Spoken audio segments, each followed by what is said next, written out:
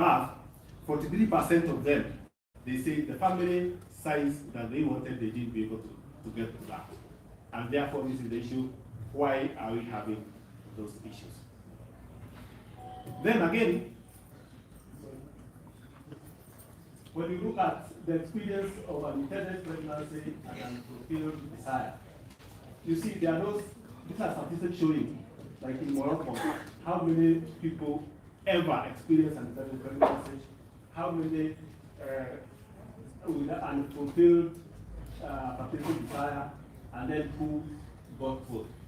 And you can be able to see the rates are still also very high. And this is an area that if you had an intended pregnancy, that means the issues of contraception and all those kind of things, they were also not well provided for.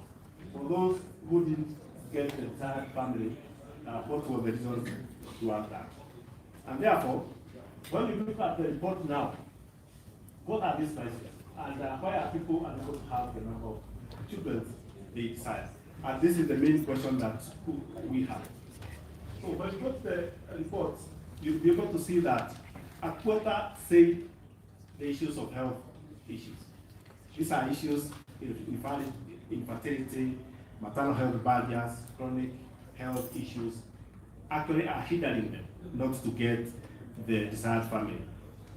1 in 5 say they have the fear of the world and the future, the politics, wars, pandemics, climate change, environmental destruction. They also cited that. That's about 20%. 14% said lack of a partner or lack of a suitable partner to have to get with. That is the results from the survey. But again, when you look at the barriers that were identified, you can be able to see, as we say, there is what we call the economic precarity. That is the status of precarious condition of the economy. It is also hindering them to marry or to get more children. The gender discrimination, lack of support for partners and communities. We have low sexual and reproductive health care. This is also issues of about contraceptives and the rest, and pessimism about the future. People do not have what you may call a solid view of the future that they can be able to have children and be able to bring them out. The other area is, what does this tell us about the policy? So we are talking about issues of policy in terms of what are the policymakers saying about those issues. One, we are talking about that the policies are not holistic enough. And what do we mean? You find that there are policies that are not close the family formation. In some countries, like in Kenya and others, in high level, high fertility level, we are talking about family policies that are aimed at what we may call looking at the fertility level that can be sustained by the economic situation. But when you look also at countries in Europe, they're also looking at fertility policies that are actually working on increasing the fertility, not to go beyond or below the replacement level. Most financial support policies do not come close to alleviating child rearing costs. And you see later that even when we talk about maternity leave, who benefits more? Are all countries or are all economies providing the same to ensure that? Other policies are too short lived to have a real impact. If you want to bring up a child and then you have a paternity leave or a maternity leave for 2 months or 3 months, you will have to be able to help you alleviate the issues of child rearing. And then we also have issues of many policymakers determine the success of policies on whether they're increasing or reducing the fertility, instead of how do they improve the welfare of the family. And that is what the young people are looking for. Then, the issues of health policy, we are talking about how affordable are they. And from the study that was done, 18% of the people had experienced a situation where they were unable to access medical or health services related to contraception or procreation. This is one of the areas that, imagine those 18%, they delay the fertility or formation of the family because of the services that we are supposed to provide to these young people. And therefore, we are talking about the whole world having 1 in 6 people experiencing infertility. This is another phenomenon that is coming in. How do we deal with this to ensure that young people can be able to make the informed choices? And then the inclusivity, the way of including each and every person in the policy. Do we bring the issues of the people with disability? Do we have a policy that actually gives opportunity to provide more equitable access to all the required services? And that is what the young people are asking. When they don't get this, then they say, we are not ready to be able to have fun. And therefore, we are looking at economic policies or other policies that can be able to help young people be able to bring up their children well, support youth transition to adulthood. How are you preparing these young people to go to adulthood? And family-friendly work. In many workplaces now, we have places whereby you can be able to go with your child, and all that. How are we implementing that? Not talking about how effective the worker will be, or how unproductive the person will be, but promoting that side of our work-life balance. In education, we are talking about if a young person gets a kid, let's say at 19 years, they are married, want to go back to school. We have policies that can be able to bring back or be able to promote that kind of a person to go back to school. The other one is about the unbiased medical accuracy information is needed out of school. Many times programs are within the school. What about those people or those young mothers who are out of school, out of employment, and out of any other formal institution? How do we reach them? And therefore, we find that the IEC materials, the publicity, advocacy we are doing, we are not capturing these who are out of school. Then, to accommodate families within the education system, how do we bring the parents to be able to learn better what their children are going through? The other issue is about the legal barriers to reproductive health, and I think these are broader, and they are more cannot be seen from a micro point of view or from a family point of view, but you'll be able to see that laws seemingly unrelated to reproductive can affect fertility. It is not the laws only that affect fertility, but there are other economic laws that can also affect what? The labor laws, when you talk about agricultural laws, how are they affecting the fertility within an institution? And then there is also issues of insufficient protection from violence, and especially technology facilitated GBV. And this is where stigma comes in. When you get somebody who is being married to a poor person, there's that stigma. How do we bring all these laws to ensure that they are not promoting this kind of violence within our countries? And therefore, on gender, we are talking about the equality in terms of how are we bringing children, our young people, to adulthood when they are already prepared within that.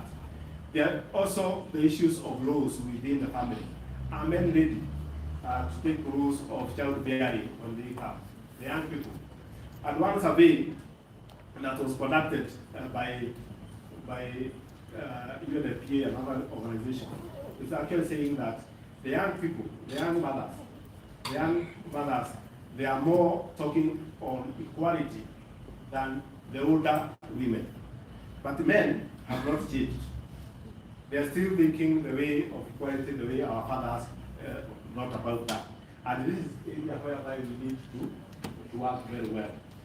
Over 50 years then, participating in the domestic labor has increased, but what's in the result in the family formation and the rearing of those children that has started? So we are talking about 9 in 10 parents saying carrying or caring for children is one of the most enjoyable things in their life. When the study was done, most people say that we want children because of joy. But when 90% of them, they are saying it's an enjoyable thing in their life. But most men feel as responsible for care, but do they do it in that? Or are we giving the house help or other our managers to be able to do that? And this is the issue that is coming in within our settlement. So, then why have children? Well, this 14,000 for us, why do you have children? We'll think about the joy in that. But there is also a group of people who are saying, we don't want children. The children free by choice. And what we are looking at here is, why do you want to be child-free? And this the decision to be child-free is increasing and very common, especially in Europe and the rest. And therefore, the decision to be child-free is a legitimate one and must be respected. And this is one of the policies that are coming in from the developed countries, and they're saying, how can we accommodate this when we are talking about the child? But when we look at all this study, and when we look at the results, go and read them, there are a lot of details in it. So the question now comes in, what do we learn from history? And where are we going post 2030 development agenda? So there are many things. One, what we are saying here is that we need to have what we may call the better fertility measure. We talk about total fertility rates, which actually incides on the welfare of the people who are in that. And therefore, can we better the measure of fertility? Because when we look at it, it's completed cohort fertility, migration adjusted fertility. These are things that are coming in the computation of fertility, and see whether we can be able to improve it to be able to get more fertility measurement. The other thing that I need to show is that the reproductive agency was supposed to contain that agenda. What do we mean by this? We know that the SCPD is up to 2030, the targets and the commitments that we have made. But we want to work on a new measure of reproductive agency. And the agency here, we mean the ability to make decisions on your reproduction without inhibition of legal, economic, or any other aspect of life. So this measure should actually capture non-partner sexual violence, sexual abuse, and all this that we have listed here, so that we can be able to have a composite kind of fertility index in that. And once we do that, then we'll be able to get a comprehensive measure on that. Therefore, changes in government and policy over time need to happen so that we can be able to achieve that. And when the discussion of the ICPD Bill 2030, then these are the issues that will be in the arena. And therefore, when we listen to the young people, what they are saying all over the world, they are talking about policy against women healthcare. They are saying young people are trapped in the system and they are denied the rights and dignity they deserve. They will not try to give birth in a child in terms of wars or worsening planet conditions. How do we integrate all these issues in that measure of the fertility and other studies and programming that we do? And therefore, this report gives areas of policy interventions, areas where we can be able to improve in our measure, and areas whereby we can bring all the young people. Because tomorrow, as Lisa said, there are the people who will be giving birth to other children. There are the people who are going to drive the fertility levels in our countries at youth, and therefore we need to listen to their areas of concern. So one thing I would like us to, this what we have just said, is that if you look at that report, there's something that you find that in the photos. What do you find?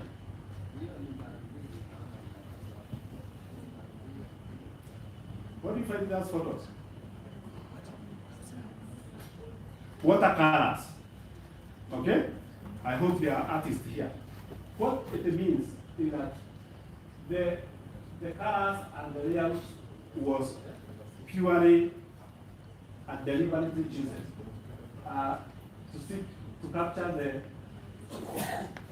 ambivalence and uncertainty many people feel when confronting choices about their identity in today's life. It's free. Nobody knows the solid state of tomorrow. And this is what was depicted by this watercolors that you find in the report. And therefore, the message from this report is, how can we make the life of tomorrow for our young people in family, in fertility issues, to be solid and certain so that they can be able to make informed choices. Thank you.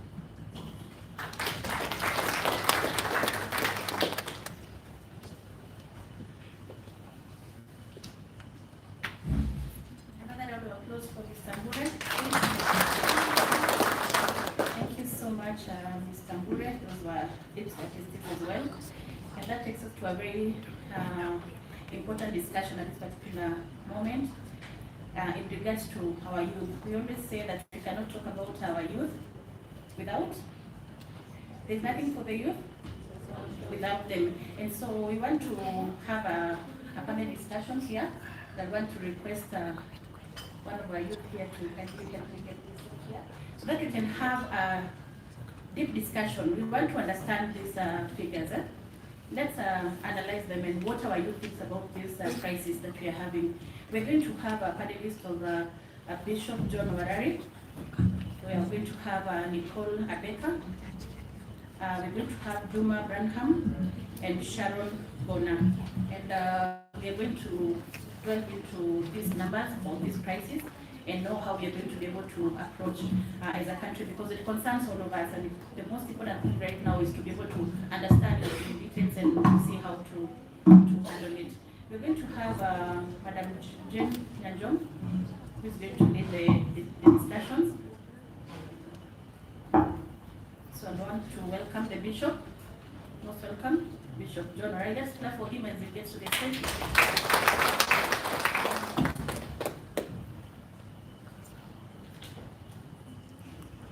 Thank you so much, Bishop. You're most welcome. Let's have Nicole Abeka. Let's clap for her. Nicole, you're most welcome. Jen.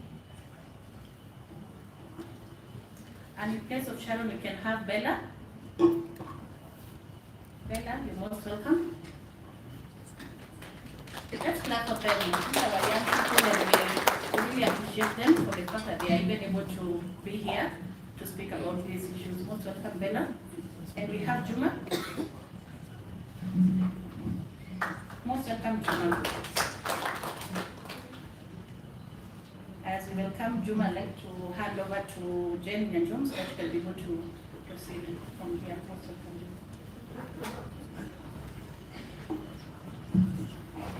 Thank you and good morning, everyone.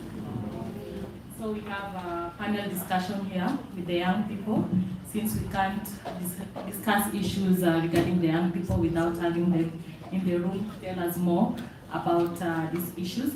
So our panel discussion is going to revolve around Kenya's theme on World Population Day, which is on empowering young people, rising above the challenges and making informed choices for the future. And we'll also reference the State of the World Population Report, which is the theme is on the real fertility crisis, the pursuit of reproductive agency in a changing world.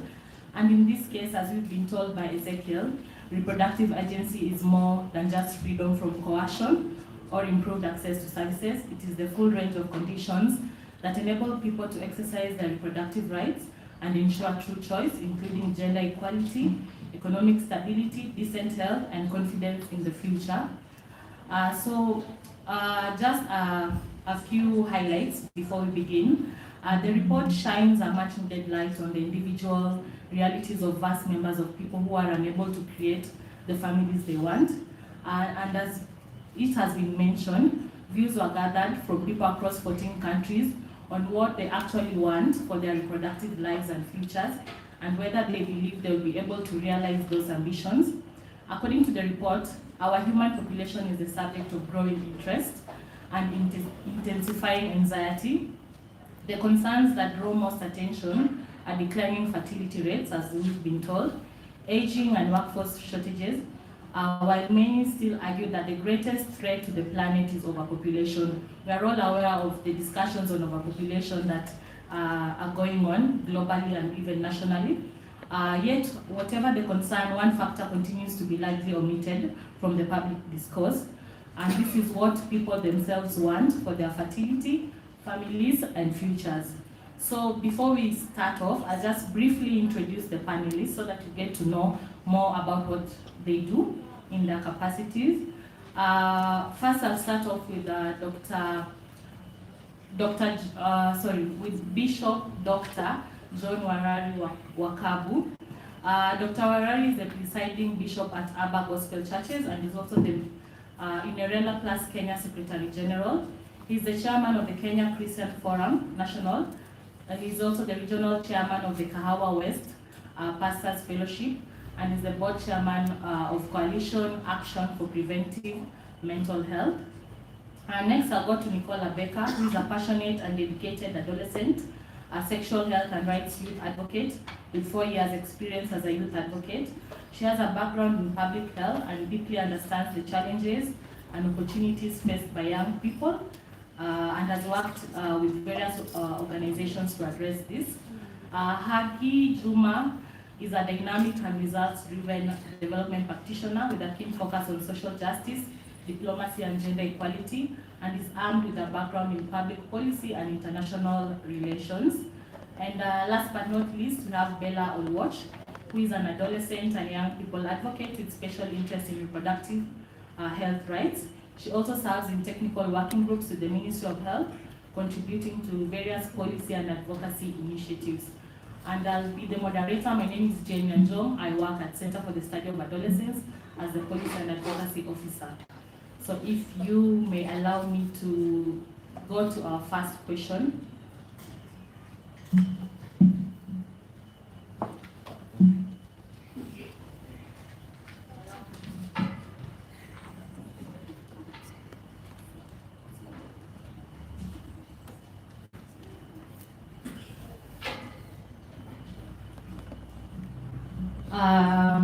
On to our first question.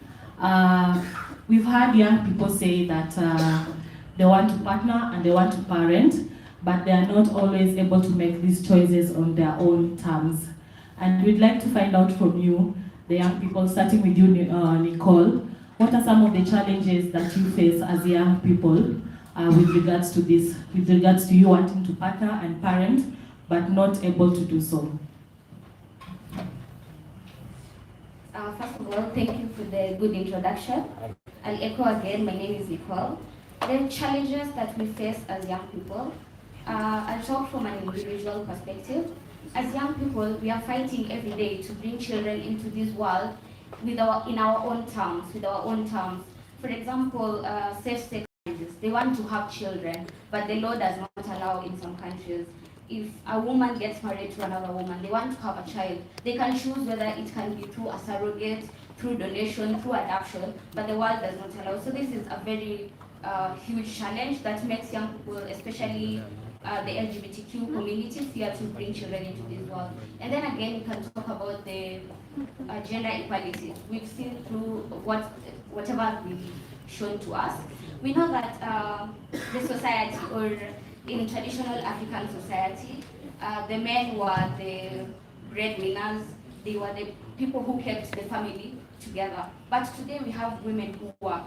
You wake up every morning, go to work just as men. But you come back at home, you have the dishes waiting for you.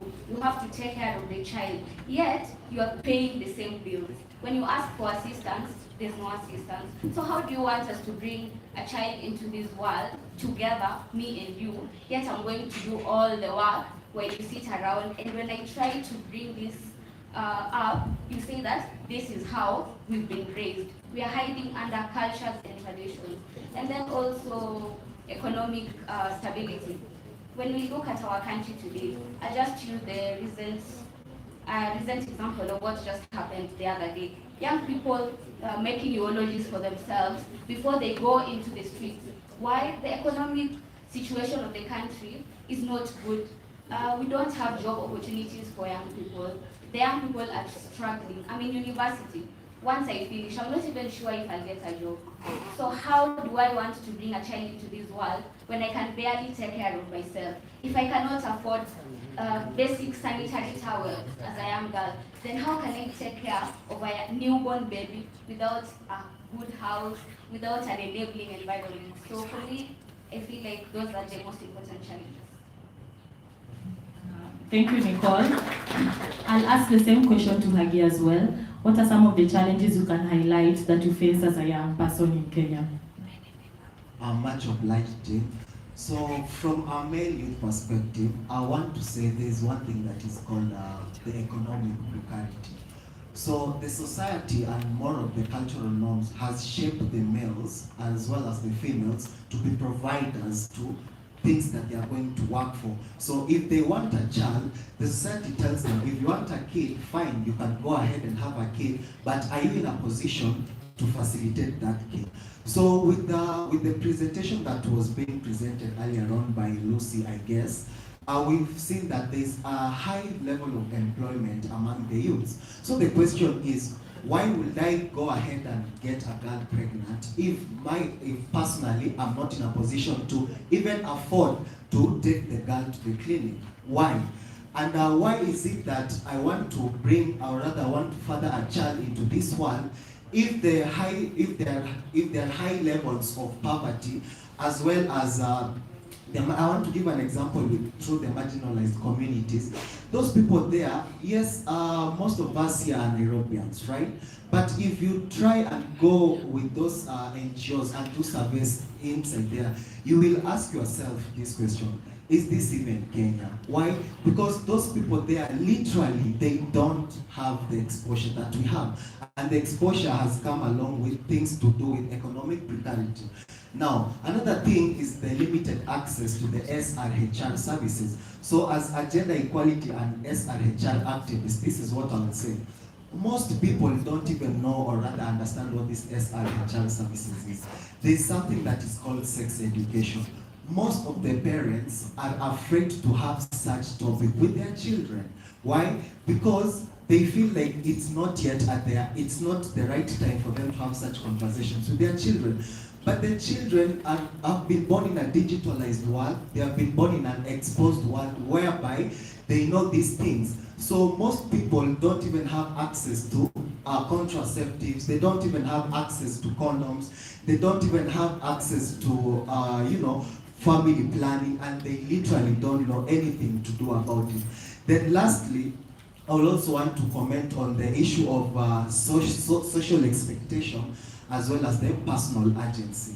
Some religion as well as some communities, they argue and they say that at this certain age you are supposed to get married. At this certain age you are supposed to be having at least 2 kids. And the personal agency tells you that it is not yet the right time for me to have kids. Why?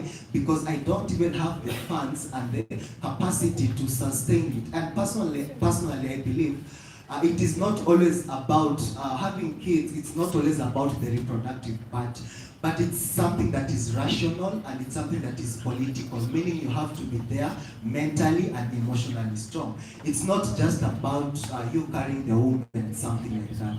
Then lastly, I would also want to touch on the climate anxiety. So in this world, with the evolving world, with the complex interactions of people, globalization taking its nature course, we realize that the state, from the diplomacy background now, the state is in an unstable condition. Why? Because war is inevitable, as Karl Marx says. So the question is, should I really bring twins, or should I really bring a daughter to this world? And I'm not sure if I am going to be bombed either today or tomorrow. Look at our people in Gaza. If I was living in Gaza or Palestine, do you think I would want to get a girl pregnant and the safety of tomorrow is not guaranteed? So the climate anxiety is really, really possessing an issue. Much obliged. Okay. Thank you very much, Aki. And to you, Bella, in very few words without repeating, are there any challenges that have not been highlighted that you might want to mention as well? Hi everyone, my name is Bella Oduor, and I'll say one. The fear that has been intercepted marriages. We call it, quote, kwa kinandoa. Yes. The society is not even encouraging us to get married. Let's say what's like you go in the social media, you see a woman crying, and you go to the comments, oh God. Funny enough, every Saturday there is a wedding. So the fear that the community is sending to us as young people in terms of marriage, it is not encouraging to even want to bear a child. I think I'll go by that. Thank you very much, Bella. And also just look at the other side of the coin. We also have young people who have partners who are getting children at a young age, and not child marriage, but young people who are adults, of course, but are also having kids and are happily married. And I believe it's also good to highlight that positive aspect, because as much as, of course, we have the various challenges young people face, hindering them from perhaps having partners or being parents, we also have young people who are in marriages and who have kids, and really appreciate that. And maybe in relation to the first question, I know there are some factors that influence our decisions as young people to whether we'll have children or not in the future, which you've mentioned, but probably I'll turn to Bishop so that he can also shine a light on perhaps what are some of the factors during your time that will influence people to make the decision to have children. Thank you, and good afternoon, everyone. I feel like a lion in the den of Daniels. When I look at myself and these good people, I feel like I told one young man that he's a Gen Z, and he called me an ancestor. I'm still trying to forgive him. And she says, truly I am. Well, I'm very, very grateful to our Daktari for bringing us together. And this is what I feel has been missing. Dialogue, to sit down and talk. During our days, I'm married and a father of many. I will not tell you how many. And I'm enjoying it. I'm looking forward to the evenings when I get home and I will get a massage. I'm telling you, and a very nice meal thereafter, hot bath and all that. So marriage is sweet and it is very good. But I also agree that there are challenges. During our time, we had a lot of support from our religious circles, from our community. There was economic support. Money was there, and of course the expectations and all that. We were looking forward towards it. And we were prepared as well. We were working with our mentors, and we felt we were looking forward towards it. But I must agree that days that we are living in, there's some disconnect. I must agree, and as a religious leader, I feel what we need to do is to work with the young people. We have what we call the ministry of presence. To be frank, and I want to be very open here, I would really wish to work with you. I've heard your comments. I believe personally in what I call justice for all. Despite your orientation, I would want you to have that justice, that right. And of course, I would work with you. I would want to listen to you. I would like to mentor you. I would like also to create a safe space, because during our days, these safe spaces were there. I would like also to be a defender. I don't want you to be stigmatized. I don't want you to be discriminated upon. I don't know whether I'm answering the question she asked me. Yes. Because I'm kind of feeling like this is the right place. And what we are doing, again, is the right thing. We sit and discuss. The old folks like us, let's not be afraid about the hard questions these people are asking. We brought them here on this earth, and we owe them an ear. Let them talk, and if we are unable to give the answer, I want to be sincere and say, I'm sorry. For example, I had a sitting with my children, and they told me one or two gaps they saw in me. It was not easy for me to tell them, I'm sorry, I've not been the kind of parent that you expected. And given a chance, I was willing to change. They are still my friends. I've communicated with one here as I sat. So the Ministry of Presence, please, I know the world is moving very fast, like that person who called me an ancestor. And I wonder, can you wait for us as we come in a slow motion? Thank you, Jane. Thank you very much, Bishop. And we really like it when religious leaders defend reproductive health rights. It's really commendable. So on to you, Hagi. Young people need to be empowered as they become adults, including through commitment to fairness across generations. So which areas do the young people require support? You can highlight a few. Okay, much obliged. So the most sectors that we young people do require support. One, I think just as Duncan said, we need to make informed choices. And informed choices comes with exposure. And exposure goes hand in hand with access to SRHR services. So if young people can be given that opportunity to access these SRHR services, be it the contraceptive pills to plan their birth, be it use of safe sex, be it the sex education, and also they need mental health and mental intelligence. Why? Because they should know that that thing that they want to, rather they feel like doing it or getting themselves into, it's not something that it's just reproductional, like I said earlier on. It's something that it is relational, and it is not something that it's supposed to be coerced as some societies and communities urge us people to do. Then another thing is that they're supposed to be mentored, and they need mentored from people who have undergone these processes. Why? Because when it comes to now, once you've been mentored, you'll be very, very clear to know what you're going to get yourself into. In case you're faced by a certain challenge or a certain critic, how are you going to go about it? Then the girl child has been empowered. It's one thing that we should all agree with. But I always feel like the boy child, they have not yet been brought up on how to deal with this empowered girl child. So if we can both teach the girls as well as the boys on what they're getting themselves into, we are going to be someone. Thank you very much. And in relation to that, Bella, in relation to the support that young people require, what do you think can be done to improve the well-being of the young people? This requires a multi-sectoral approach and a holistic approach. A good question. Just think about it. Our parents, they always thought, my mother, yes.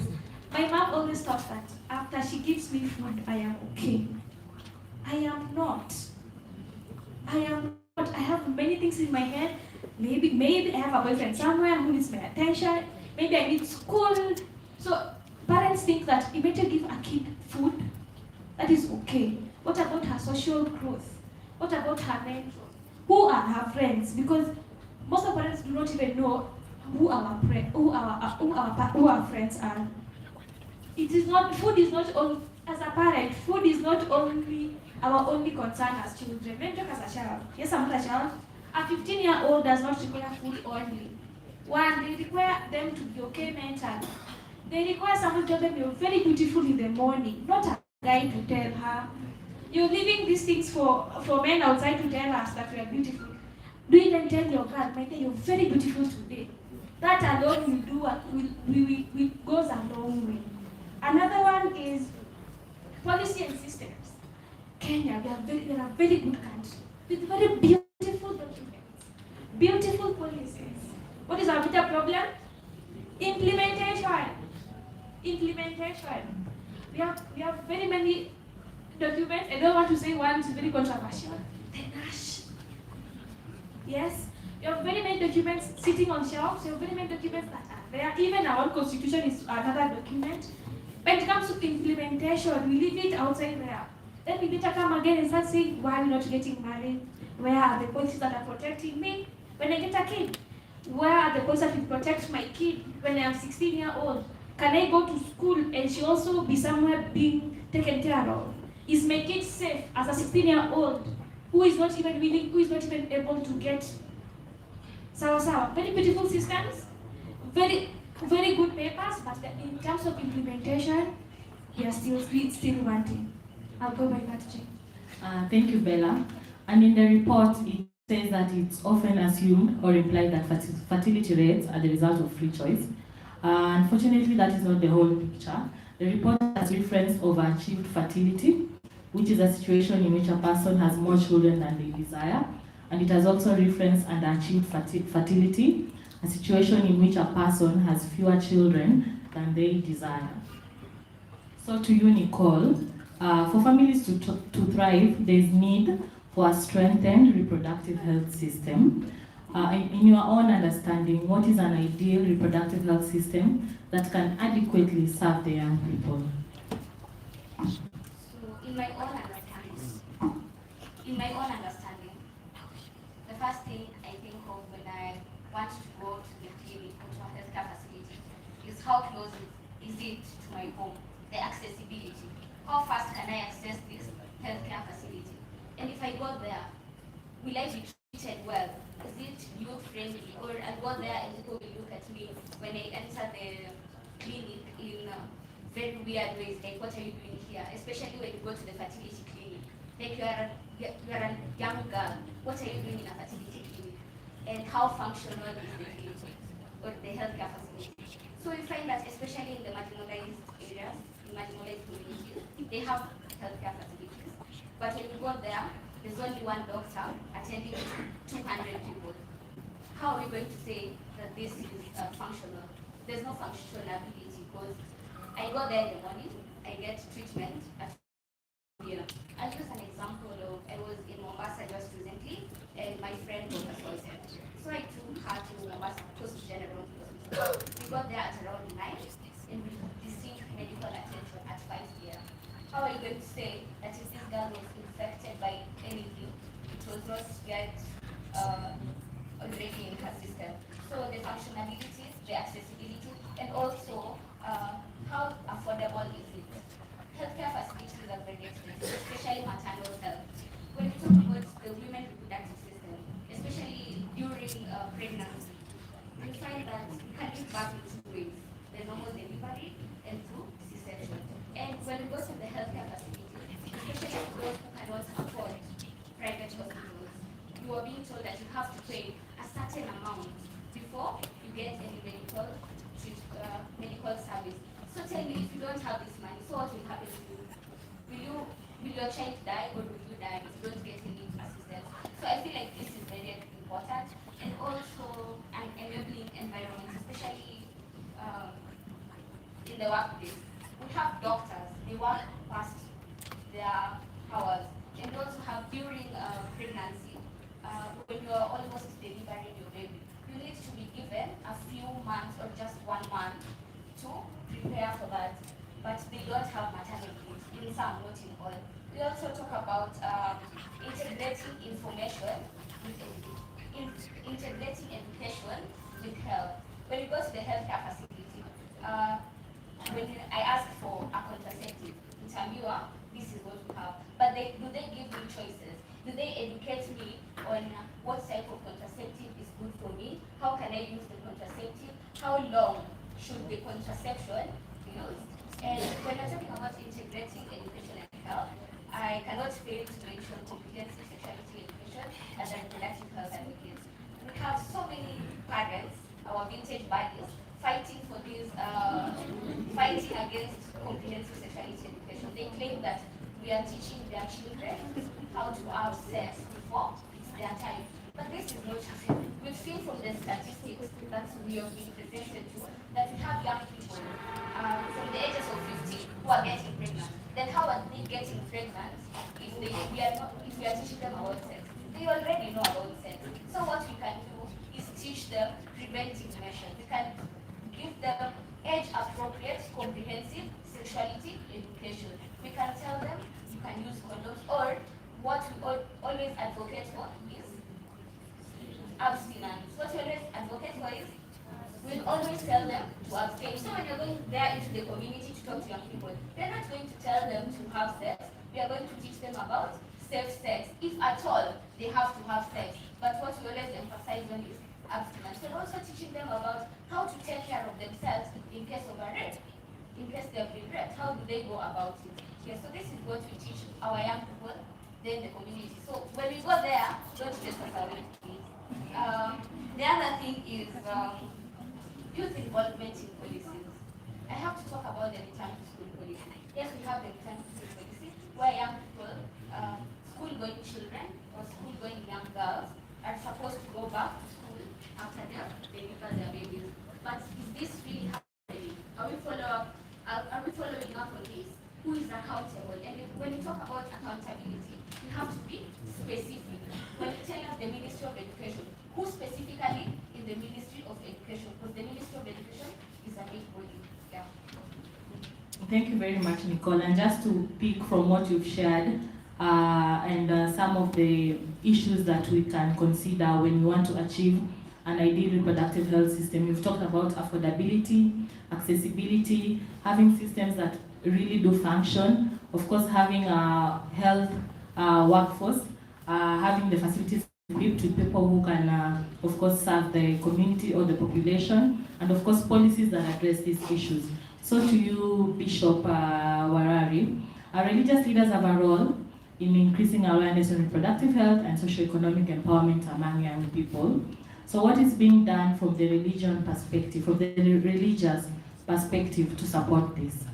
Thank you again. Thank you again. From ancestor to vintage, buddy. And I'm coming to that, by the way. And that's lovely. My son, Simon, calls me selector. So I think I'll have a lot of good levels. And I'm 65, for your information. And I still feel good. I feel good. Glory be to God. Amen. Now, listening to us, I feel again we need to own up and say it's unfortunate if what I'm hearing is what is happening out there. And I would want to say what we are endeavoring to do is to create safe spaces. And you would agree with me that 41% of health services in Kenya is provided by faith-based organizations.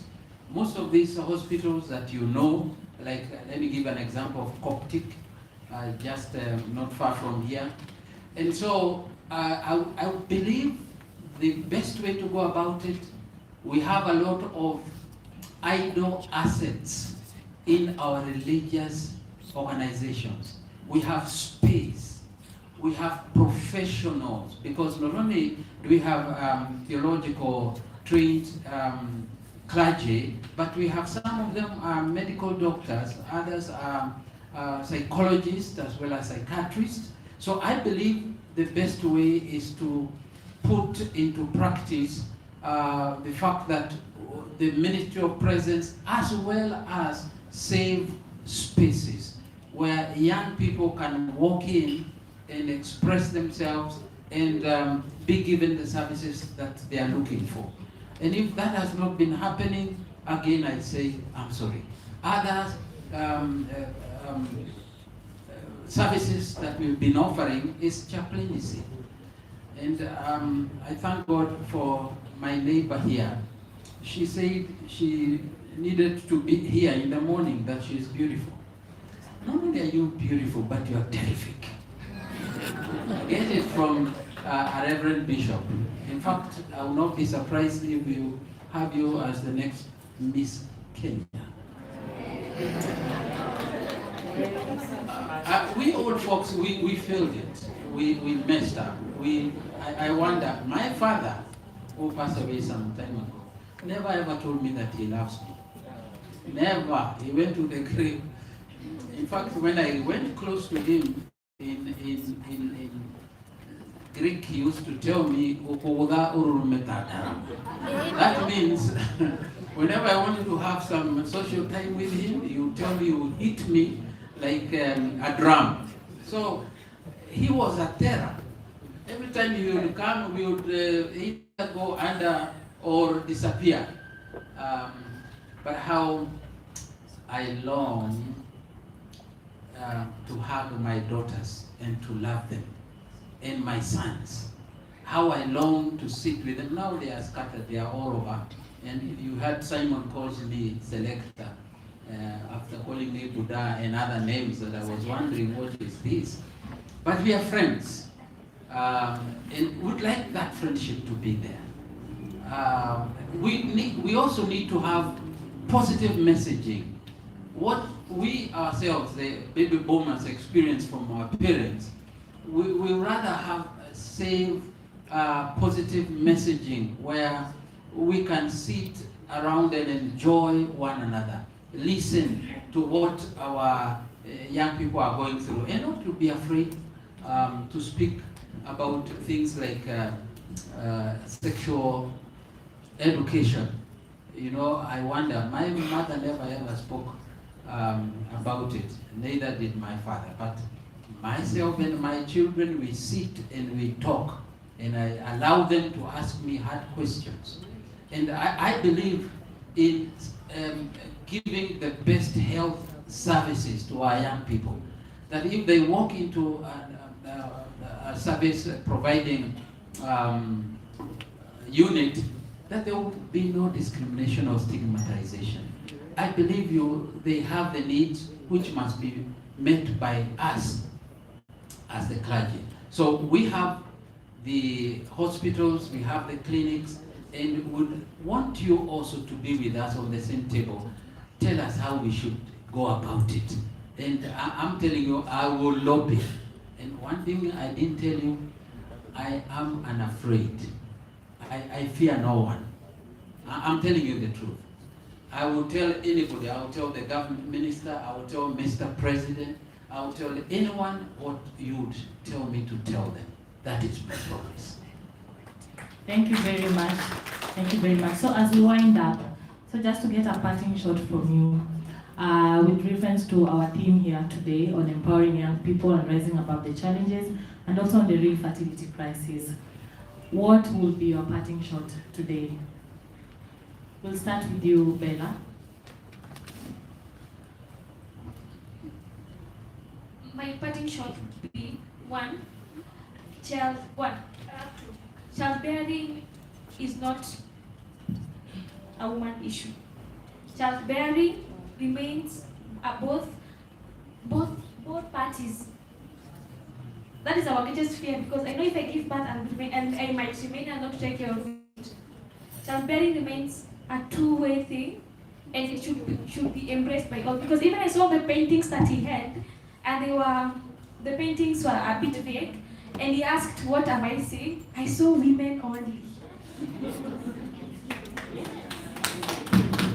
I wanted to say that, but he didn't choose me. I saw women, and I'm shocked. So you think so I can make a child by myself? So it remains a two-way thing, and let us be accommodative. We know if I have a child and I am 16, that does not make me a mama. I still remain a child. A child remains a child whether she has another child or not. And also keep in mind, we also have teen dads. Teen dads. Sawa sawa? So to that person who made that UNFPA picture, you owe me an apology. On a right note, thank you very much.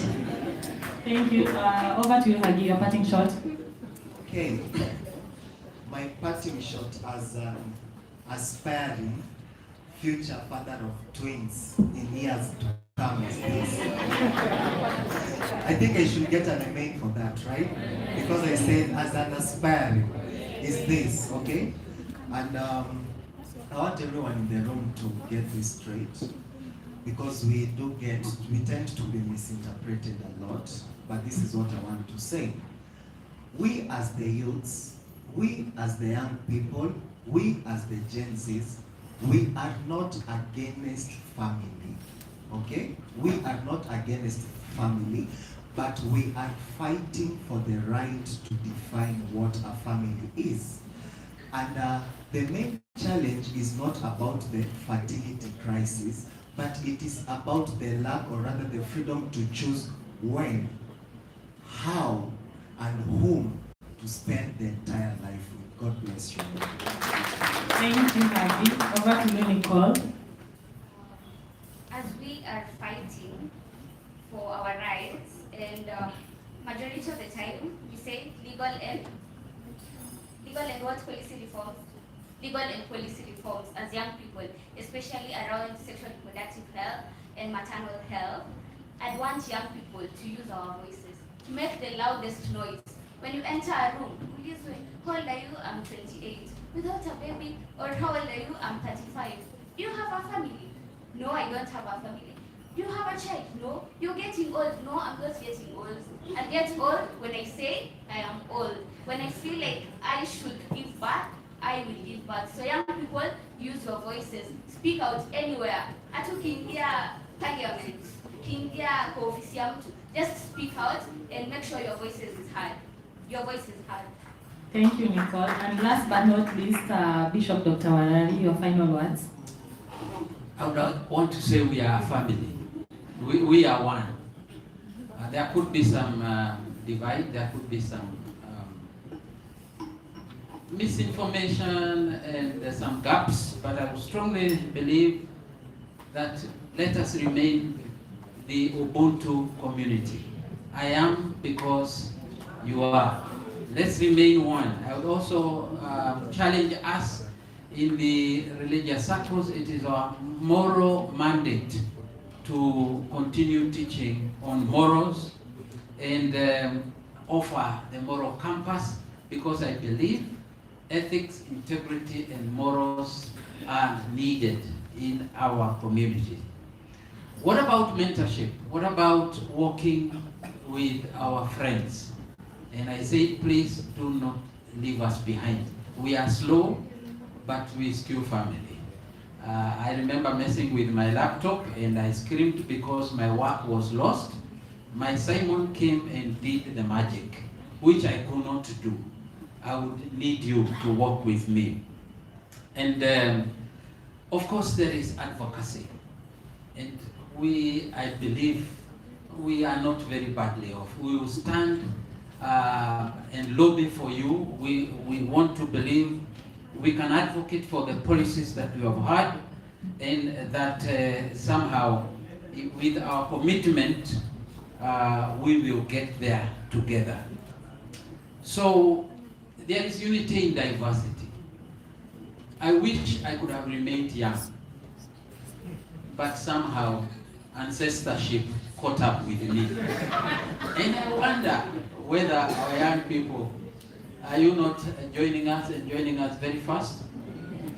And so if you are going to join us, can we enter into agreement that we work together? That is my submission. God bless you. Thank you very much, Bishop Warari. So from the panel discussion, from advocacy to creating safe spaces for young people, to defending reproductive health rights, meaningful and inclusive youth participation, empowerment of both men and women, and positive messaging. My concluding words will be, with reference to the report, that millions and millions of people still, therefore, cannot exercise their reproductive rights and choices, even as we sit here today and commemorate World Population Day. This inability of individuals to realize their desired fertility goals is the real fertility crisis, not overpopulation or underpopulation, and we see it everywhere we look. So as we commemorate World Population Day today, let us reflect on that and continue having these discussions in our organizations, in our institutions, with our peers, and in any social gathering that we are part of. Thank you very much, and I request all of you to give my wonderful panelists a round of applause. Thank you. Thank you so much. Let's clap for them. That was such a wonderful discussion that we've had with the young people. And just one more time, before we are done with the young people, I'd like to invite Fidelis Adhiambo so that you can be able to give her remarks on behalf of the young people. I know you've already heard from them, but just one more person, the young people that we have here, because they really matter to us, and that is why we are here. Most welcome.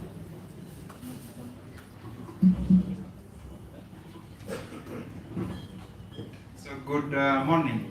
Good afternoon. My name is Fidelis Adhiambo, as you have heard. I am happy to have joined you in this celebration. I come at a point of intersection between ancestorship and Gen Z. So Gen Z allow me to identify as one of you without salam. So I work with an organization that serves young people called Youth for a Sustainable World. For those who we have worked together for long, you have known DSW Kenya that has been working with young people, particularly the ages of 15 and 24. So we are now Youth for a Sustainable World, and for a good reason.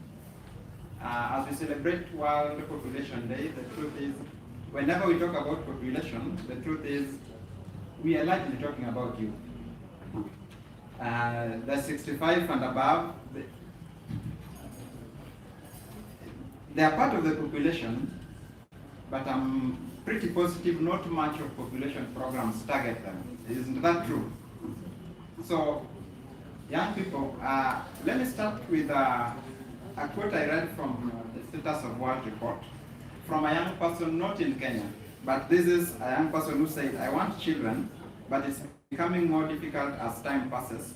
I can't afford rent, I can't find stable work, and I wouldn't want to raise a child in conditions where they would suffer. That's a lady from Mexico, verbatim from the World Population Report. Another one said, bring a child into the world is only one step. The real challenge is bringing them, raising them with dignity. That's another lady from Paraguay. And I think these are stories that relate with all of us. Whether you are in Madare or Lungalunga or Shauriako in Homa Bay, and the Shauriakos are many. Homa Bay County or in Nakuru County, young people have these challenges. And the challenges are more of, we've talked a lot about access to information, access to affordable services, health services, access to commodities. But from our perspective as a young person, and again disclaimer, representing young people, these are things that we already have programs addressing. But young people will have needs that are more innate. You know, when we talk about youth empowerment can never be just about services. It starts with a young person who is informed and resourced. So, one of the challenges, and because I know I now have 2 minutes to leave, one of the charges that I would want to make today is especially to not just the young people, but even the partners, the CSOs that are here, that we have very good programs that target young people. But sometimes our programs fall short in this manner, that we design programs that are very linear. We are promoting health information, but then we do not necessarily empower young people to have that capacity to access this information on their own. So my prayer is we can shift increasingly towards having more integration. I believe that a teenage mother and teenage dad who is empowered, whether it's carpentry or, but they are able to resource themselves, will have the capacity to make that decision that now I can bring a child into this world. Isn't it? And I believe that looking in our case in Kenya, you know that 8 out of 10 people in Kenya are below 35. And out of this, again, looking at our economic situations, 9 out of 10 jobs that are created in 2024 were in the informal settlements. So the truth is, the formal sector will not be so much of help in as far as addressing population problems are concerned, but we can invest in the informal space. We will forever require plumbers. We will forever require electricians, and we will forever require carpenters. So we can look at reproductive health needs alongside these other areas of equipment, so that we invest in those spaces and support young people to make these dignified choices. I believe that this reproductive health crisis, or the reproductive crisis we're talking about, is something that we can avert. And as civil societies, because I work in one of those, these are things that we can work. Over the last 3-4 years, we've been working with young people from the informal settlements of Mathare, or of Nairobi, Mombasa, and Kisumu, and we've seen transformation. The 2,000 shillings that a young person receives as transport reimbursement in meetings can actually change a lot. Consistently, as we support them to save, we've seen young people who started enterprises. And with these enterprises, a small salon or a small candy outlet by the roadside, these young people can afford the basic nutritious meals that they need to bring up their families. But I also believe that I've seen my teachers in campus here. I believe that we should even go beyond just implementation and even further the studies. I believe that if we did studies, maybe assessing the quality and quantity of life as a result of adolescent pregnancy, for example, we can design programs that address some of these problems. So with that, I want to pause and just leave by having the faith that the crisis that we talk about today is something that we can avert. It is, we are still not very far. As Kenya, I know we are beyond the 2.1 fertility rate. And we can address some of these challenges by embracing Gen Zs. I am careful not to say millennials because we are no longer young people. But embracing and bringing them on board so that we can solve this problem together. Thank you.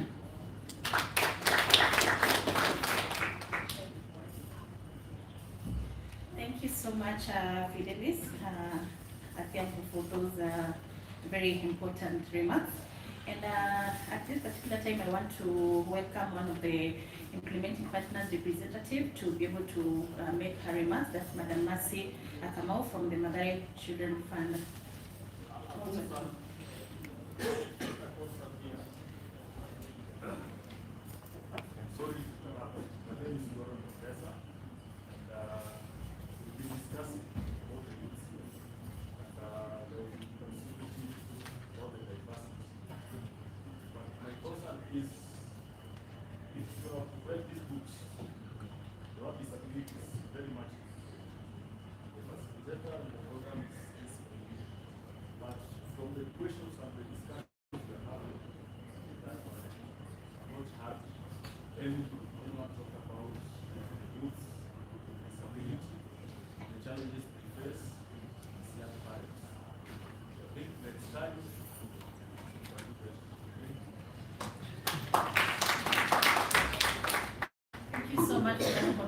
Is well noted. Most welcome, Madam Mercy. Thank you very much. And I'm here to represent the partners who are implementing programs among the youth in Kenya. And my name is Mercy Kamau, and I work for Mathare Children's Fund for Nairobi as the Executive Director. and I'm delighted to be here to have this conversation around the youth. So I've listened to the panel of the young people, and they have really brought out the issues that are really very pertinent as we implement these programs for the youth. And just to summarize, the key one that is ever mentioned anytime you're engaging the youth is about money, employment, economic opportunities. That is a very key aspect of youth empowerment, and if not addressed very well, the problem will persist. The other issue is mental well-being, and this is very persistent among the young people because the young people have a lot of pressures. They are brought up in a society where there's no social support mechanism. So you realize most young people are really struggling to cope up with the daily hassles. I remember one child, young girl told me, since I started schooling, I have gone to 15 schools. And that is one of my biggest problems because my parents keep on moving from one place to another. Whenever they get a job, they move with us and we change school. So you can imagine having not completed secondary school and you have gone to 15 schools. And this is a stressor. It's something that stresses the young people. Then we have a lot of dysfunctional families. Right now we have so many families, they're called apart together, the ones who are co-parenting. It's a choice for parents to do, but sometimes the children, these young people we are having, are really affected when it comes to co-parenting, and you find they have a lot of challenges in terms of mental well-being, and then of course the issue of drug and substance abuse. The other issue is the sexual and reproductive health rights. I think among the young people, there are a lot of information gap, access gap.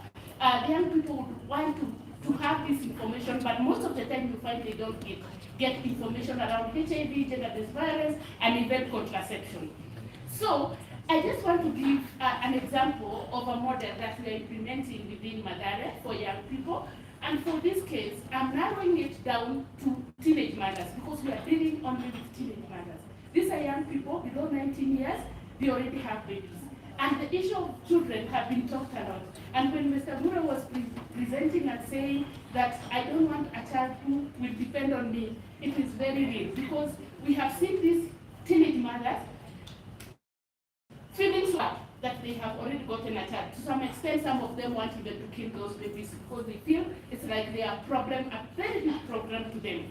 So our program is a model where we integrate all the services that the young people have mentioned here. We offer opportunities. First of all, we recognize the mental health issue, especially for the teenage mothers, is huge. And therefore, we do a lot of mental wellness support. And we do it in 3 phases. We have the dance therapy, first of all, just to make them open and speak up. Then you have group therapy and then one-on-one counseling to ensure that these young people are able to manage fast the emotional issues that are draining them down before you give them any economic skilling or any technical skilling. Then after that, we provide technical skills for them. And in our institution, we are offering 2 courses, that is cosmetology and garment making. We skill them for 6 months. And at the same time, the mental health well-being continue being integrated with that.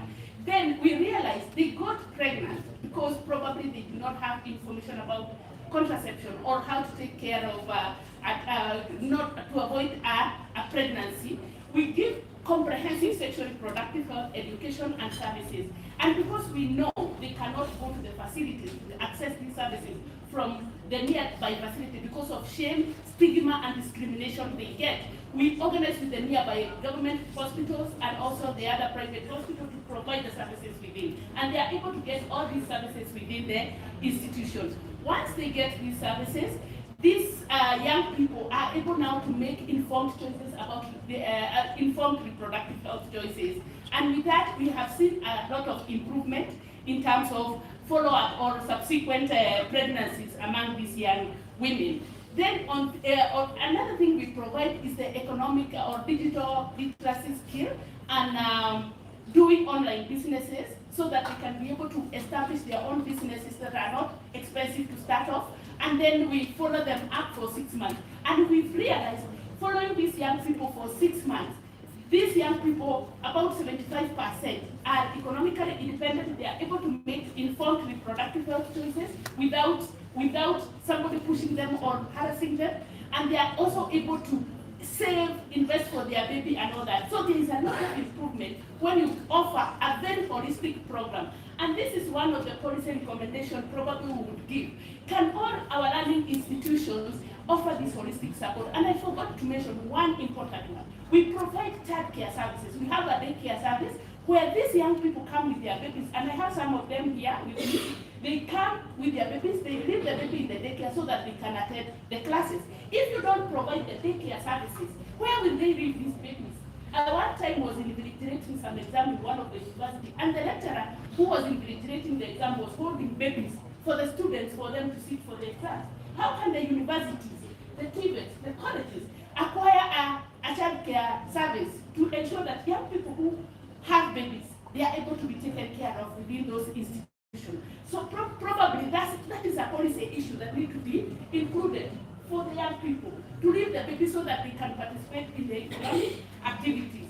Then the other issue on the policy is the on-job skilling. Most of these young people have gone to school, have these degrees, they have the diplomas, they have the certificates, but they don't get opportunities to get the skills. Yesterday I had a conversation with my own daughter, and she was telling me she graduated last year in December, and she has done first internship 6 months, she's through, she's doing now the second internship, and she was asking me, will they now employ me, or I have to go for another internship for me to get a job, to get a meaningful employment?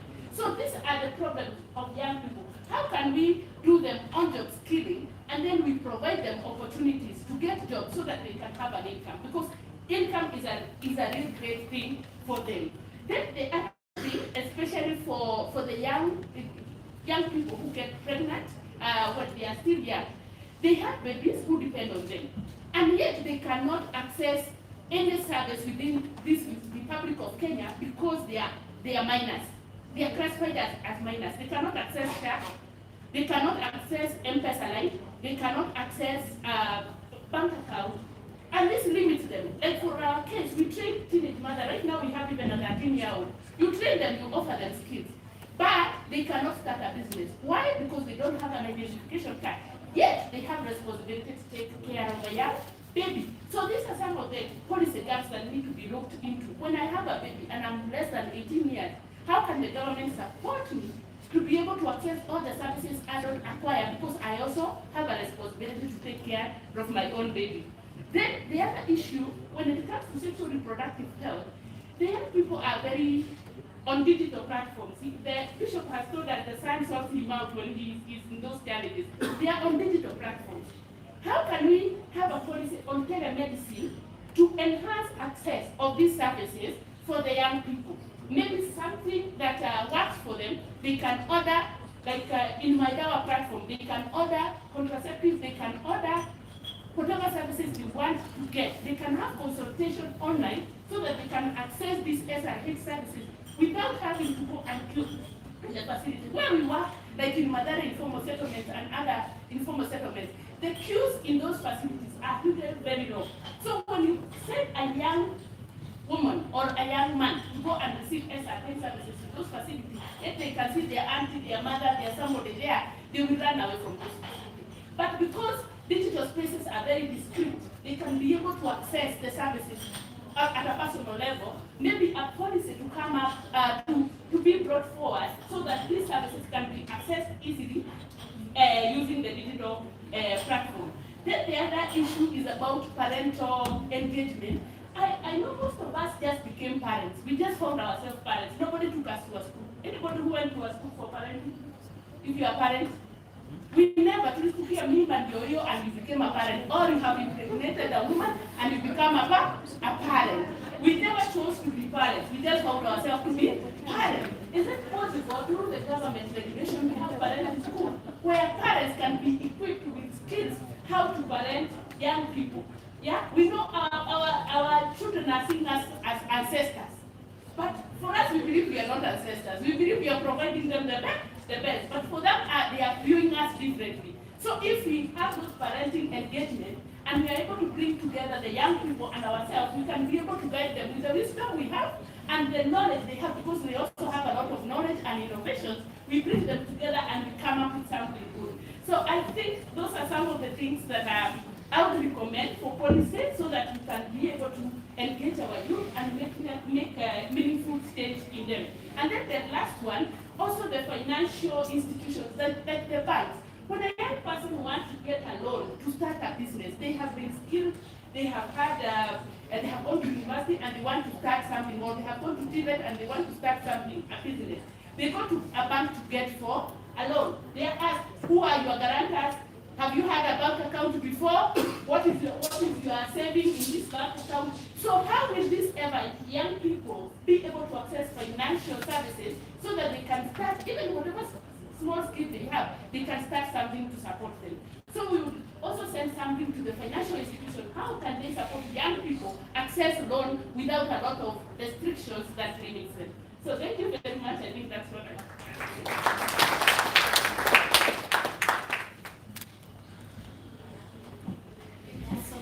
Thank you so much, Madam Amasi Kamau, and I now want to have your attention so that we can be able to have our speeches as we wind up our celebration of the World Population Day. At this particular point, I want to welcome Mr. Thomason Anders, UNFPA country representative, to be able to make his speech. I want to approach with him, please.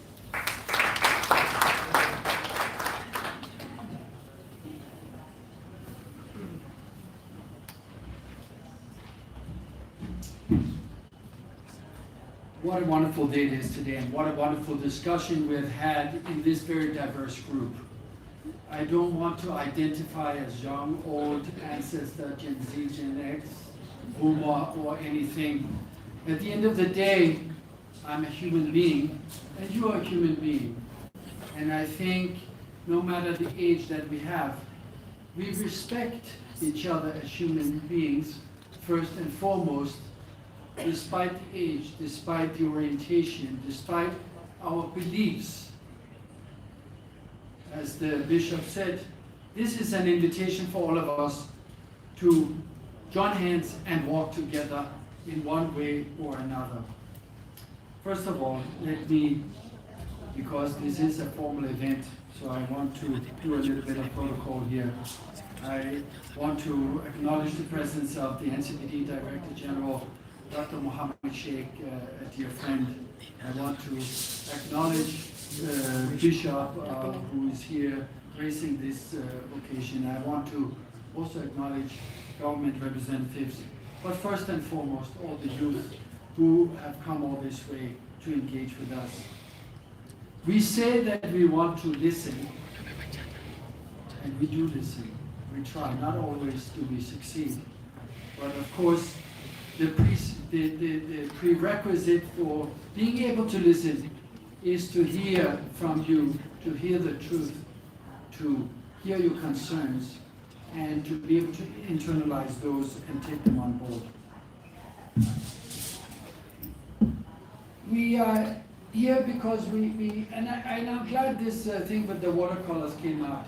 I think there are some watercolors with men in our report. I just want to say, if not, I'll personally go back and get my watercolors out, and we will include some men. I don't think it's an oversight. I think at least we know that basic premise of reproduction, that women cannot do it on their own. I think we know this. We have learned. So, but thank you for the reminder and pointing it out. What I wanted to say, and I wanted to echo what Ezekiel had said. He said this global report was launched in Nairobi, in Kenya. But I wanted to just emphasize that the fact that every year for the past 25 or 30 years, UNFPA has launched a flagship report on a pertinent theme globally, whether it's reproduction in a refugee humanitarian setting, or the milestone of reaching 8 billion people in the world, etc. But every year that was launched in New York, or in Geneva, or in Paris, or I don't know, London, but it was never done in the Global South. It was never done in the Global South. And when they said, okay, now we have to launch it in the Global South, where in the Global South did they choose to launch it? for a global audience with live streaming globally. Nairobi, Kenya. Please give a round of applause.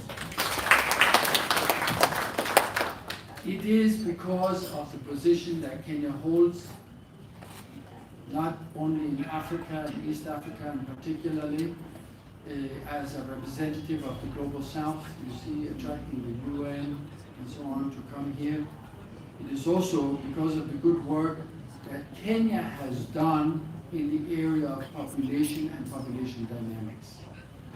There, as you will see, I'm preempting Dr. Sheikh's speech, but there, Kenya has really shown remarkable progress in terms of regulating fertility, making sure that people actually have access to health care, bringing down maternal mortality, etc. I know there are still problems, it was highlighted in the speech, but still, when you start comparing to neighboring countries, Somalia, Burundi, South Sudan, what have you, even Uganda, Kenya has made huge progress.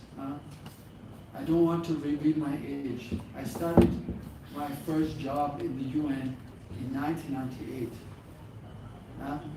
It's a few years back, yeah? My first job in the UN was where? Here in Kenya. And I traveled throughout the counties here. And, you know, the access to healthcare, etc., back then was pretty basic.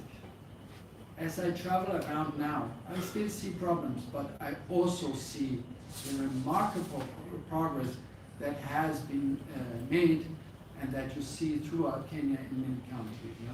So a lot of things have happened in the past couple of years, 27 years, I admit. Yes, I'm not an ancestor, I'm before, I'm a bit younger than that, but we are walking hand in hand, Bishop. So what is interesting in the world is that from then till now, you have seen a huge urbanization. When the size of Nairobi doubled from when I worked here then till now. The maternal mortality has come down, fertility has come down, and Kenya has really shown progress. Now, when you compare with the rest of the world, Europe, Mohammed Sheikh and I myself, we went to China just last year, and you see the problems they're struggling with. In fact, they're struggling with fertility that is below replacement. If everyone has 2 children, you have replacement, right? Because you have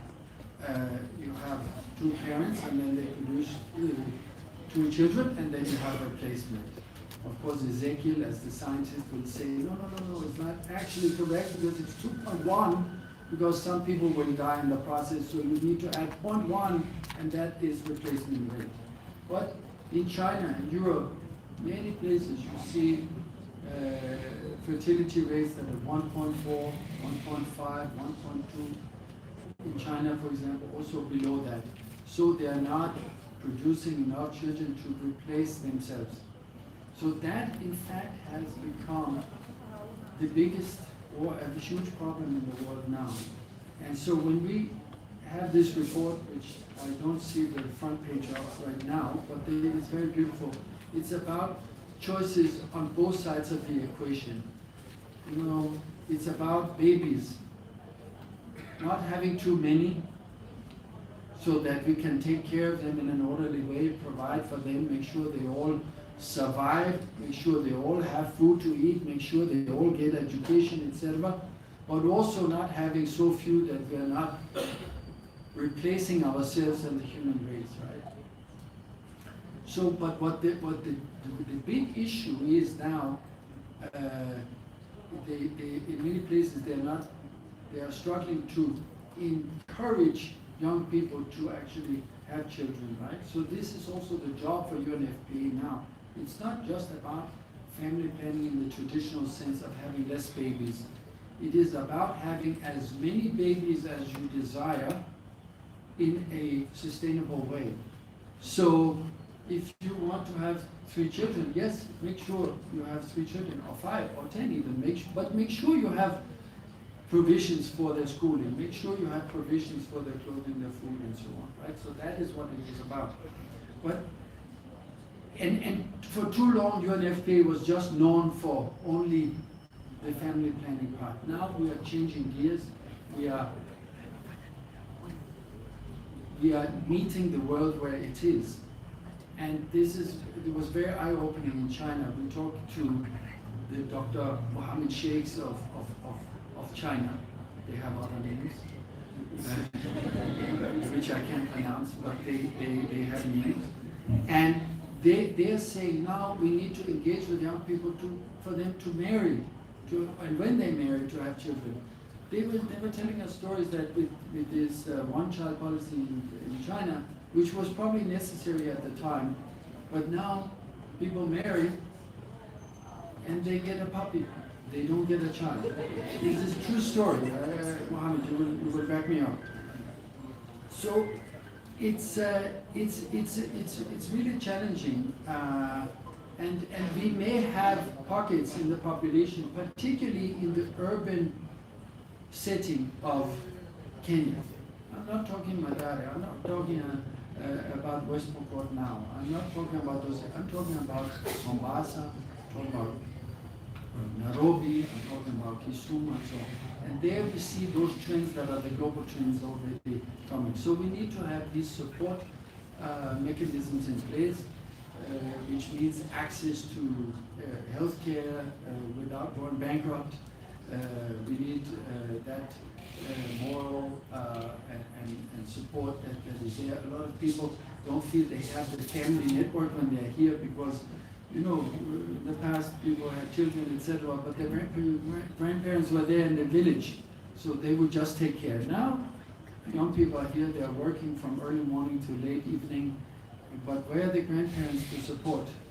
They are up country, right? So that fabric in the society has changed, and that is now leading into a area where the fertility is actually low, and people are not, they want children, but they can't responsibly feel that they can put children in this world without having some sort of support. So it's a whole new dimension to that.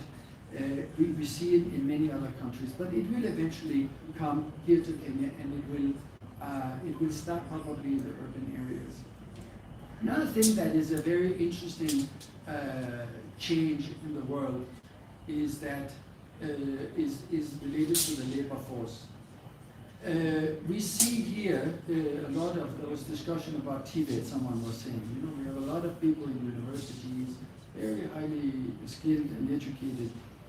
In US, in Europe, in Asia, the advent of artificial intelligence is something that will really change the demands of the workforce. The dilemma now is that manual labor, there's a high demand and people can't find manual labor, at least in Western Europe and US, people to do digging a hole in the ground for planting a tree or doing dishwashing in a restaurant. They can't find people.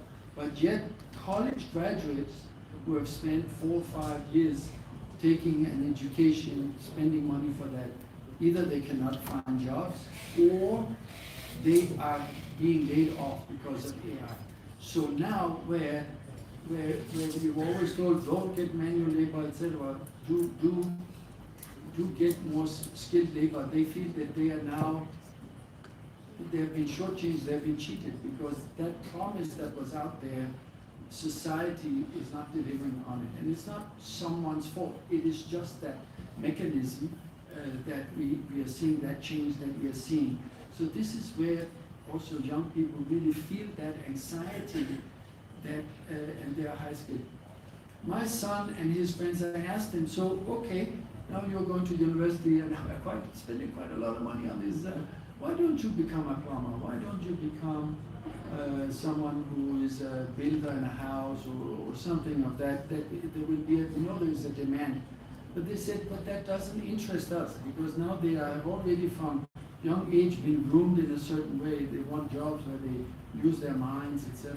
Right? So even though they can see rationally that maybe it's not the best choice, they still stick with it because that's how they have been raised and conditioned. So it's a very interesting time that we live in.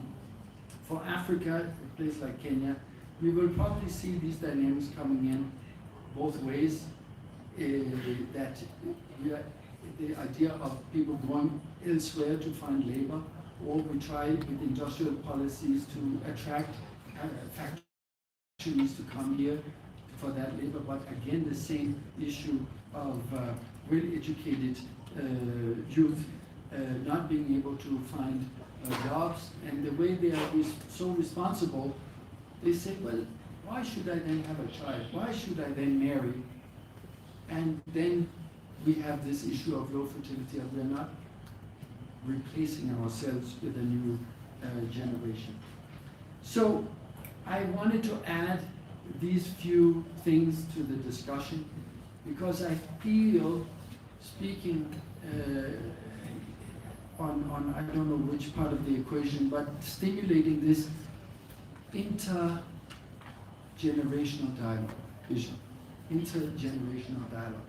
That I think we need to step out of this, that this is just a question of the young people against the old people and this and that. There are bigger forces at play, not only in Kenya, but in the entire world, that condition us to now seeing ourselves at odds with each other. It is not my generation or the even older generations' fault, so to speak, that there are fewer jobs for those university graduates. It is these forces that we are talking about, right? It is not that generation's fault, so to speak, that it's harder to have children and afford them and so on, right? So I think that sort of finger pointing is not helpful. And we, as I'm talking as an older person maybe, is that we have to really listen to the young people. And we have to understand and go beyond understanding of the world they're going into. We have to really put ourselves in their shoes and empathize. I can say that some of the challenges young people have today, I don't envy. And I'm actually happy sometimes not being a young person, because the challenges that you have in front of you are real and they are hard because of these mega trends that we are seeing. So we have to be understanding. We have to listen and go beyond even listening and be supportive to you. So I hope that with that, you will see us as your partner. I hope that the elderly in here or the older people will be able to see the youth as the partners. And by seeing that we can really translate Bishop's words into actual action based on mutual empathy, so we can walk together. Asanteni sana.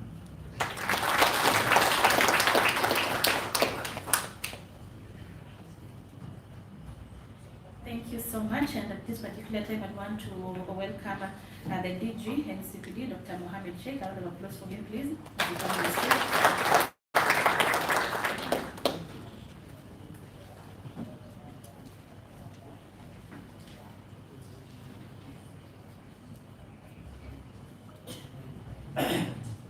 Hello, good afternoon. Great. So, I want to write on the protocols. Let me recognize the UNFPA County Representative, Sir Thompson Anders, and Bishop John Wadali. First and foremost, I want to say I'm really honored to join you today as we disseminate the state of the World Population Report and celebrate the World Population Day. I know the World Population Day was supposed to be celebrated some time back, isn't it? It's never too late, is it? We can even celebrate today, isn't it? Yeah, I want to acknowledge the many youths here, the Gen Zs, isn't it? and the ancestors, isn't it? Yeah? I'm part of the, yeah? Part of the ancestors, yeah? Yeah, but one thing I want to tell you is that for the youth who are here, you know, you're very young. At this early age, you're always looking forward, yeah? But there's a stage you reach in your life when you reflect on both sides. You look back and you see the areas that you've missed, what you have achieved, and also you reflect forward, isn't it? So you have not reached that stage. I'm sure the young people here, they focus on only looking at it. They also just look back when you were a child, yeah? So you because at the stage where I am, I'm reflecting on both sides. Eh? What I have done, what I've achieved, and also what's remaining. So life's like that. But what they say, the future belongs to those who shape it today. Since so as a company, I think we just need to have this conversation. I'm really delighted we had that very beautiful conversation. And this intergenerational dialogue is very important. As a country, things are changing, isn't it? Yeah, we are in a transition period. The world is also in a transition period. Things are changing. But at least we are somewhere where we can learn from other nations that have changed, you know, their population as transition from a young population, from a youthful population to an elderly population. Where right now they are concerned about aging population, they are concerned about declining population, isn't it? One time we'll reach there, but we can learn from them, isn't it? Prepare for that kind of happening, isn't it? So we can shape that future right now and today. So, and the people who can shape are these young people, isn't it? Yeah? Let's not look, you know, I don't like the other aspect of where them and us. These are your parents, these are your ancestors, isn't it? These are our children, isn't it? Yeah? It's evil. This morning when I was leaving my house, I also had my senior. I'm here because of, I'm also here because of, you are because of senior. We all, that's Ubuntu, isn't it? So let's have that spirit of Ubuntu as a country. It's evil. So that this we can shape our country. For one thing, Kenya we're blessed. Senior, how many can say that we're blessed? Are we blessed? Yes. Say we're blessed. Senior. Yeah, nice environment, nice weather, and as I've been here since 1980. Yeah, he was not born here and he wants to be here, isn't it? And many of us want to be senior. So I'm ready to. So just let me read my speech. For those who don't know NCPD, these young people, the National Council for Population Development is a government agency. As we bring this kind of conversation, we advocate on issues of population matters. We educate Kenyans on population matters. Yeah? Our resource number one are what? Is that? Is our people, isn't it? That's our resource number one. So we must always understand what affects our people, what are the challenges that they face, and we must always prepare our nation on how they can harness the potential of our population. It's an evil. That's the role of the National Council for Population Development. We work very closely with UNFPA on matters of population. As our slogan has always been, we do issues to do with family planning, but our slogan is this, on issues to do with the family. We believe the family is the foundation of our society, the family is the foundation of our community, the family is the foundation of our nation. Listen, when the family is strong, our nation is strong. And that's why we focus as a council. But we say family is so very important, and in terms of numbers, as we don't say the numbers of children that you want to have. You can have the numbers you want, provided you can take care. If you want 2, you can have 2. If you want to have 10, you can have. Provided you can take care of them. So that's why we call family planning. It's not about the reducing the number. Family planning is about just planning. You can just say at this age, I'm going to university, I'm going to have 1 child. So this, I'm going to do my master's, I'm going to have another child, I'm going to do my PhD, I'm going to have another. Is that planning, isn't it? It's an evil. So the family planning we talk about is about planning for when, how, and who you can have children with, isn't it? It's an evil. So that's the work of NCPD. Today's theme is empowering young people, rising above the challenges and making informed choices for the future. This theme could not have come at a better time because millions of Kenyans are going through a lot of challenges. On top of the everyday struggles we are now talking about as a new kind of crisis, is fertility crisis. Without accounting, we have not reached it, but that is the theme that is happening in the world. Countries are really having a fertility below the 2.1. The 2.1 is what? Is the replacement level, isn't it? There are countries which are feeling like in the next few years or decades to come, they will not have a population, isn't it? So there is that fertility crisis. More than ever before, many people, especially women and youth, cannot fully control when or how they start their families. It's not always about not wanting kids, it's about not having the means or the freedom to choose. From what we have had and seen, and the discussion we had, young people are dealing with one. We talked about the lack of economic stability, jobs are scarce, and housing is expensive, isn't it? That's what we talked about, isn't it? Persistent gender inequalities. Gentlemen, they are talked about in this even discussion. We're not even talking about the people with disabilities, isn't it? So caregiving is still seen as a woman's job. Limited reproductive health care, we talked about issues to do with accessibility, issues to do with availability, and issues to do with about affordability, isn't it, of the health care. Contraceptions and fertility treatment access are not where they should be, especially in those rural areas. You say you go there at 9 in the morning and you get service at what time? 5 in the evening, isn't it? And then there are the harmful norms, things like FGM and gender-based violence. We talked about the climate anxiety and other issues that continue to hold back informed choices, access to sexual reproductive health, and maternal health. On top of that, there are also the triple threat, and we have seen many times. We talk about the issues of teenage pregnancies, which is a key concern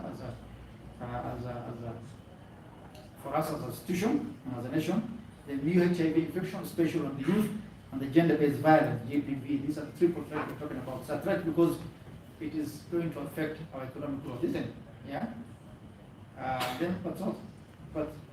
But this is not all a doom and gloom. As a country, we have made progress, as Anders has talked about. Say years back, people could not access services. Yeah, you have to travel miles to get services. And today, at least we have made progress as a country. We have reduced maternal mortality from as high as from 800,000 to as low as probably right now we're talking about 100,000 maternal mortality. We have reduced child mortality, we have reduced infant mortality, we also have reduced, we have improved immunization, we have improved on service, special skills deliveries. So we have made progress, but that's still not enough. We can do better than that, isn't it? Despite these challenges, Kenya has made significant progress. Life expectancy has risen, fertility rates have declined, maternal and child health has improved. As I said, teenage pregnancies have reduced from 20% in 2009 to 15% in 2022. These gains are commendable, but we must do more and faster to secure a better future for our youth. Our issues to do with urbanization. Kenya is gradually getting urbanized. People are moving from rural areas and settling in towns. Most of us here, we're now looking for white-collar jobs, isn't it? That's why we want to have masters, PhDs, and the rest, isn't it? But who is in our farms? Who's working there? We need to take robots there? Yeah? Yeah, there's also urbanization and migration are transforming our society. Over half of the Kenyan population now lives in urban areas. Cities like Nairobi offer hope, but also bring pressures on housing, health, water, and jobs. If poorly managed, this urban growth can worsen poverty and inequalities. It's prudent that we invest in well-planned urban development. The National Urban Development Policy offers guidance on creating inclusive, safe, and sustainable cities. We must also ensure that the rights and dignity of young migrants, especially women and girls, are protected from abuse and exploitation. Let's not forget the growing impact of climate change on our people. We talk about climate anxiety. Drought, floods, and food insecurity hit the poor and vulnerable the hardest. We must implement climate-smart policies that protect lives and livelihood, especially among young people, and young population who depend on agriculture and informal work. Ladies and gentlemen, I would like to pose a question to young people in the room. And this question is, I'm sure we have this discussion this morning. Are we terrified on getting married? Are we terrified? Yes, how many are terrified? All of us. If you are below the age of 18, sorry, 25 years or 35 years in this room, and you are terrified, just raise your hand. We're not terrified. Those who are terrified, there are 3 reasons why we get married, isn't it? The first one is what? Profit. Companionship, isn't it? And if you are terrified getting a child, you must also have good for companion, isn't it? The other one, the bishop will tell you is about redemption, isn't it? Keep away from. Yeah? That's what the bishop will say. Bishop, Sindio. Yeah, Sindio. Hey, Ukuya Pia, Sindio. And the third one is about the Sindio. The progression, Sindio. So whichever you can choose, Sindio. The marriage is not about just it's just having a friend to share with you. The best time, Sindio. So you can go married, Sindio. So hiyo weekend, Saturday na Sunday tunafanya. Wengine wanafanya kwa sababu ya kuwa na rafiki, sindio, bishop, sindio? Like you also encourage to have children, sindio? Yeah. According to the Kenya Vital Statistics Report of 2024, there has been steady increase in registration of marriage from the year 2020 to the year 2023. However, there have been a decrease in registered marriages from 20,600 in 2023 to 15,000 in 2024. This does not mean marriages are not taking place, but can be attributed to incomplete returns and submissions. So there are marriages happening, but there are some cases where people are not getting the certificates and not submitting to the registrar department. The two themes of the World Population Day and the State of World Population Report remind us of our shared responsibility. Government alone cannot deliver change.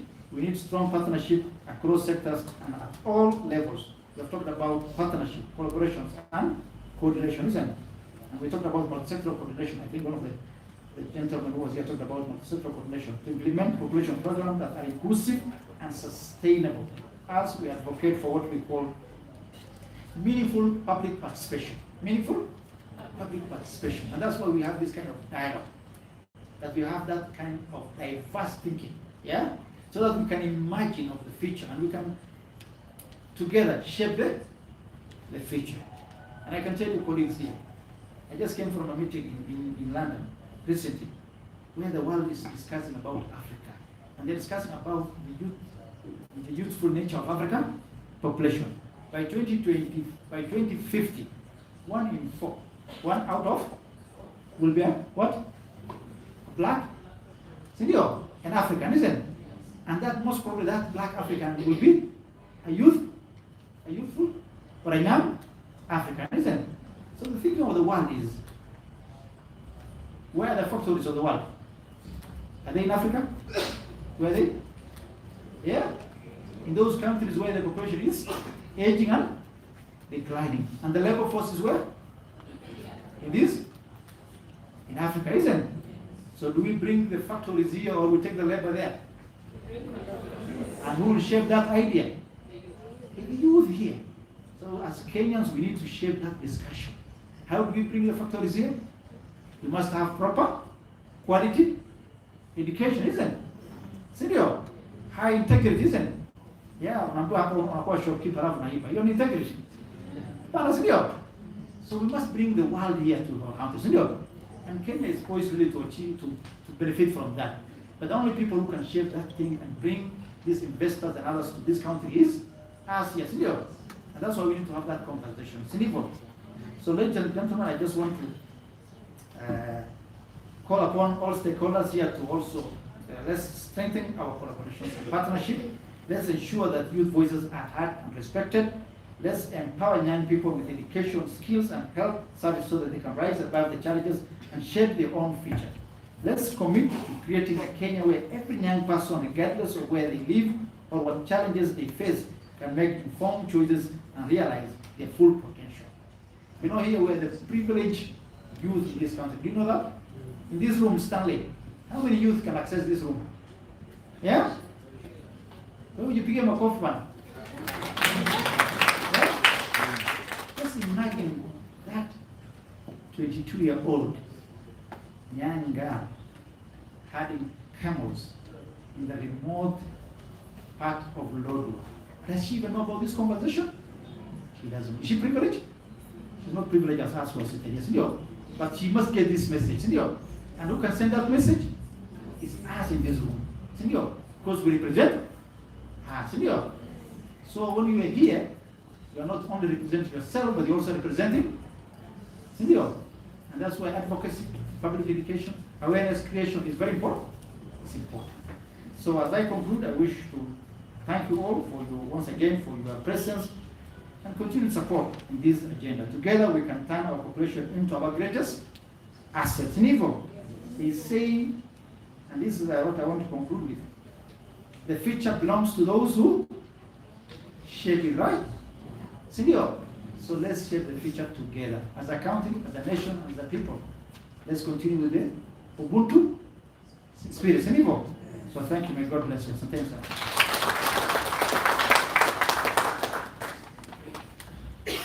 Another round of applause for our DG.